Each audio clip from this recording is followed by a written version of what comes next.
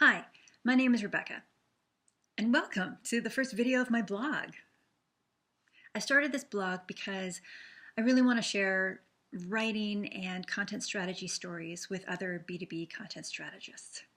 No, any content strategist really, but I'll probably be talking about B2B most of the time. My hope is that you'll also share your stories and tips, and then it'll all just be a win-win. So I plan to have several episodes here. So I really should introduce you to my cat, Shadow, who's usually sleeping here. And this is Mr. Bones. He's part of our Halloween deco collection this year. He won't be here all the time. Don't worry. Now, both B2B writing and content strategy are undergoing some big changes. For one, we're consumerizing content, which is very exciting in B2B. It'll help us make better connections with our customers, and we'll be able to use our personas and our buying group personas in a more effective way. We're also using metrics, and we're able to measure our successes and analyze our successes as well to find out why something is working. So it's very exciting, and it means that we'll have a little more control over our content. A little more control, which is a lot better than not having any.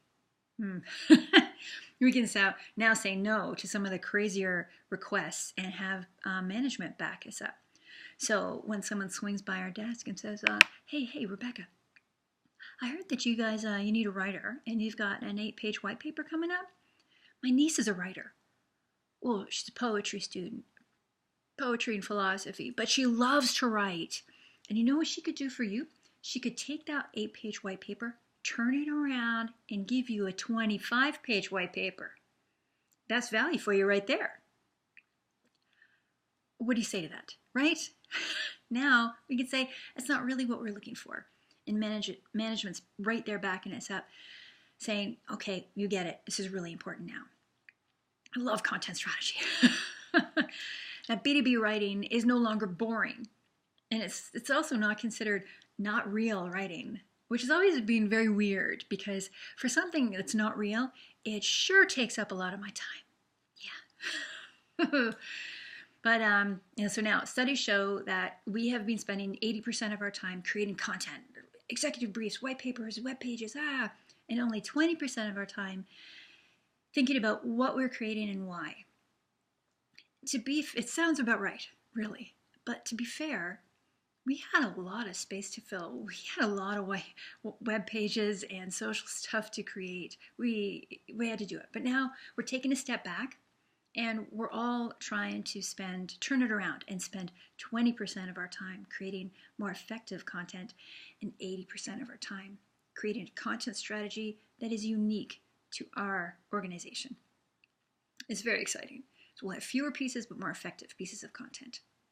And that'll make for a better customer experience and a better employee experience, really.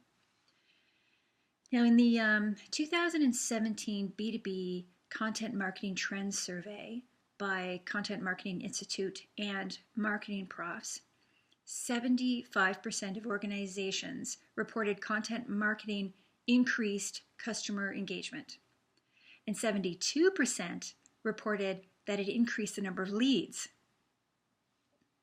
So people are making time and budget, yes, for content strategy. We're clearly making a significant impact in sales. That means that we're reaching the right kind of audience that cares what our business has to say. And we know because we're keeping track that relevant content that's timed well feels tailored to the reader. And that helps to make a tighter connection with them. So the right content is helping them along or fueling them through the buying journey, which is what we're here for. You know, content strategy is definitely one of the hottest trends this year. Interested in hearing a little more? Tune into my next episode. I've got some great information about purpose-driven content. I'll see you then.